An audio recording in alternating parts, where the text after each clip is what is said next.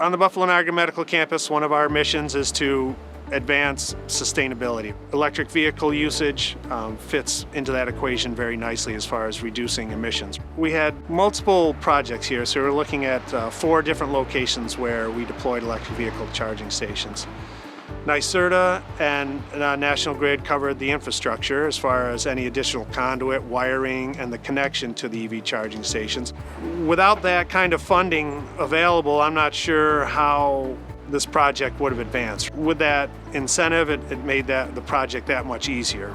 The incentive helped us reduce the capital cost by almost a third. Rather than doing 58, we may have done 40. And we've seen that the demand continues to rise, so the incentive helped us significantly as far as deploying stations.